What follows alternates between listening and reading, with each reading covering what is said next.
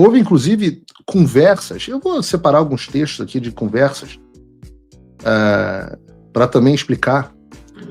Primeiro diálogo que eu quero comentar, do dia de 27 de junho de 2025, ele se desenvolve assim. O Eduardo Bolsonaro mandando a mensagem: posso compartilhar, risinho? Aí o pai responde: não. Daí vem uma conversa, aí o pai vira assim: esqueça qualquer crítica ao Gilmar. Tenho conversado com alguns do STF. Todos. Tem data aqui? Eu mesmo falei a data, né? Foi 27 de junho de 2025. Longe ainda da lei Magnitsky em cima do Alexandre. Esqueça qualquer crítica ao Gilmar. Tenho conversado com alguns do STF. Todos ou quase todos demonstram preocupação com sanções. Daqui a gente vê algumas coisas, né? A primeira é que o Gilmar é muito tigrão na frente das câmeras, mas nos bastidores, tchutchuca buscando conversa. Agora não posso escolher, não preciso esconder mais, Gilmar. Tá aí, tá aparecendo as conversas. Acho que vale Gilmar falar para o público que ele foi surpreendido pela prisão do presidente Bolsonaro, como saiu na imprensa, e que tinha pedido uma reunião com o presidente para o dia seguinte. No dia seguinte em que o Bolsonaro foi preso, ele iria encontrar Gilmar Mendes. Real, história real. As conversas agora, quem reclama, não queria que as conversas que se tornasse público, reclama com o Alexandre. Porque, na verdade, o Alexandre já sabia que essas conversas estavam acontecendo. Estou falando aqui de antes de Magnitsky, hein?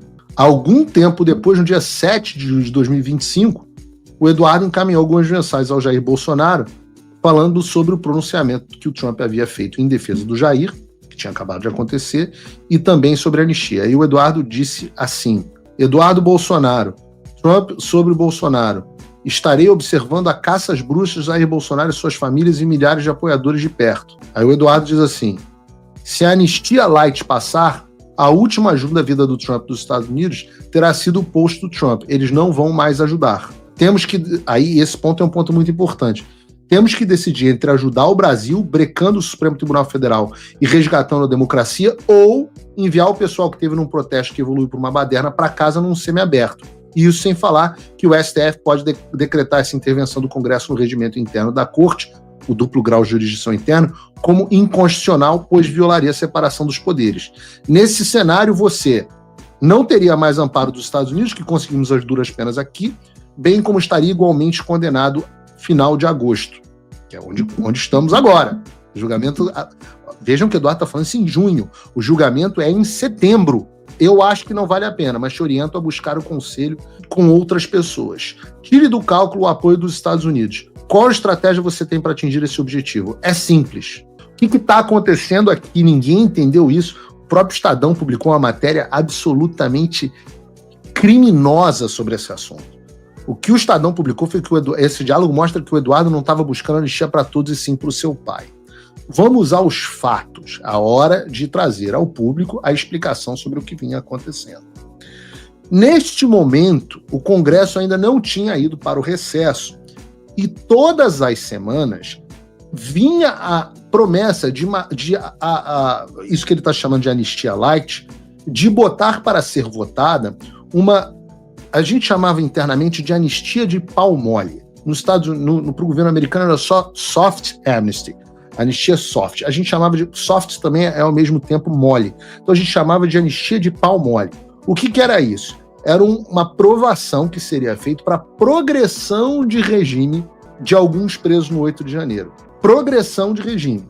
E ao mesmo tempo, a outra coisa que seria aprovada seria o duplo grau de jurisdição. O que seria isso? O presidente Bolsonaro poder apelar a uma instância superior. A poder apelar com a instância superior é a turma do STF, onde ele perderia naquele momento de 9-2. E este acordo estava sendo considerado, para não dizer aceito, este acordo caracu estava sendo considerado pelo presidente Bolsonaro. Então você tem aqui neste momento um presidente Bolsonaro considerando seriamente e orientando o partido nesta direção a apoiar uma anistia de pau mole, que não resolveria o problema do Brasil, não liberaria os presos, atingiria meia dúzia de pessoas com progressão de pena e, para ele, daria simplesmente a possibilidade de apelar para um tribunal que ele perderia certamente. Do outro, você tem o filho falando assim: se você fizer isso, os Estados Unidos vão parar de te apoiar, porque não é, isso para eles é a coisa mais imbecil do mundo.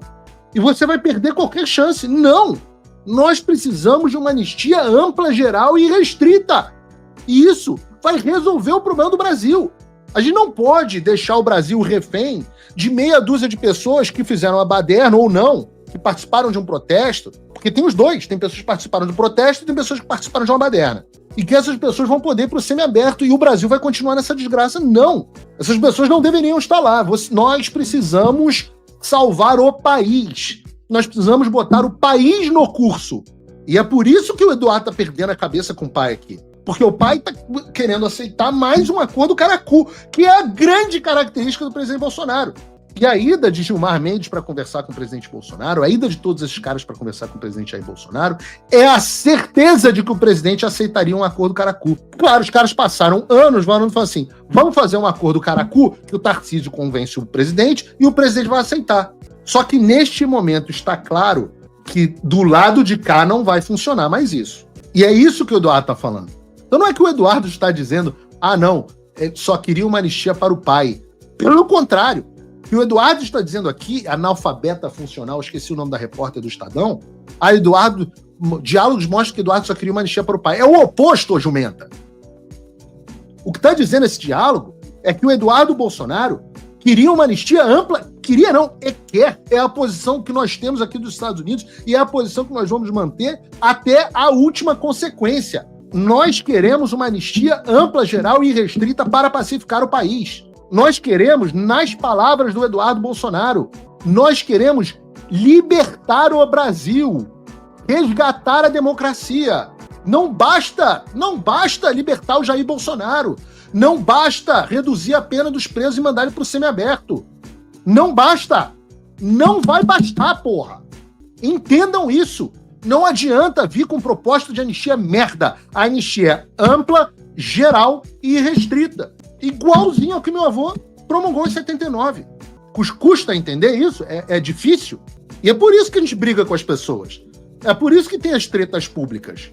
Porque a gente está empurrando as coisas para um lado e as pessoas estão empurrando para os outros, para o outro lado. Isso é em 7 de julho. O Trump tinha se manifestado, mas não tínhamos ainda a lei Magnitsky, acho que não tínhamos nem tarifa. Por isso que ele está dizendo.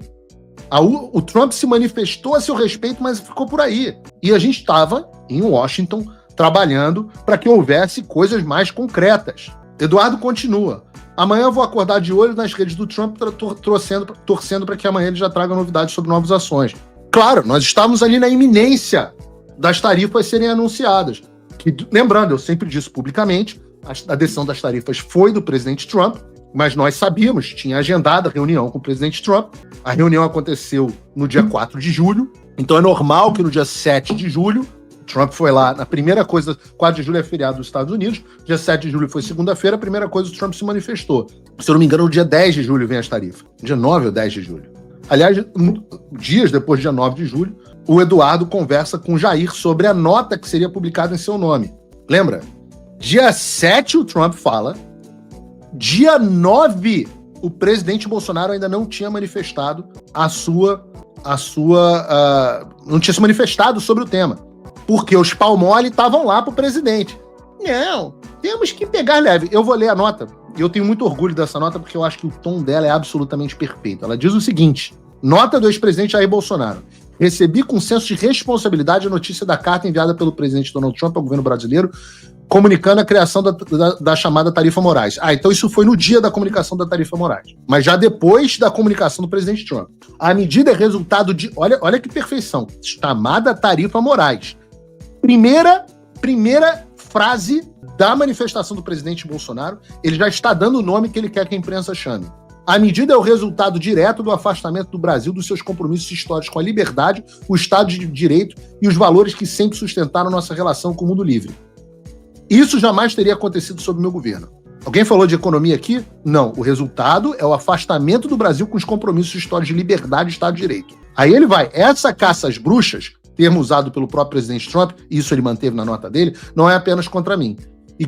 É contra milhões de brasileiros que lutam por liberdade e se recusam a viver sob a sombra do autoritarismo. O que eu tenho pedido no Paulo Figueiredo Show há séculos? Que o presidente pare de dizer essa é uma perseguição contra mim. e diga se é uma perseguição contra você, eu só estou no caminho das pessoas. O que está em jogo é a liberdade de expressão, de imprensa, de consciência e de participação política. Ele manteve isso.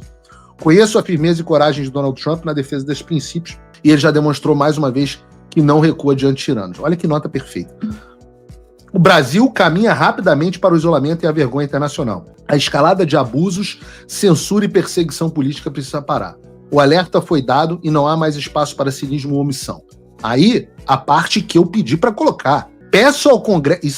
Olha o plano sendo colocado em prática lá atrás, a despeito do presidente Bolsonaro. A despeito. Porque ele não seguiu essa nota na íntegra. Ele tirou, a Tarifa Moraes tirou essa parte. Peço ao Congresso Nacional que haja com urgência aprovando uma anistia ampla, geral e restrita, como primeiro passo para resgatar a normalidade institucional. Ainda é possível corrigir o rumo, mas o tempo está acabando. Aí o Eduardo vira e fala assim, me dá o ok para eu enviar para a imprensa. Nunca veio. Eu estava em viagem, eu fiz essa nota em viagem com a minha família num cruzeiro. Eu estava arrancando, eu não tenho pentelho no saco, mas se eu tivesse, eu estava arrancando todos de raiva da nota não tá sendo publicada e das pessoas dizendo, não, o presidente não pode falar isso, não pode falar Tarifa Moraes, vai provocar o Moraes. Para vocês saberem o que eu passo, para vocês saberem, isso aqui nunca é público, mas muitas vezes eu tenho que sentar aqui e fazer o programa com vontade de cortar os pulsos, com um assessoramento merda que trouxe o presidente Bolsonaro até essa situação. E um presidente que, obviamente, fragilizado, que já adora um acordo caracu, sendo assessorado pelas pessoas que nos trouxeram a essa situação. As pessoas que nos trouxeram a esta situação de merda.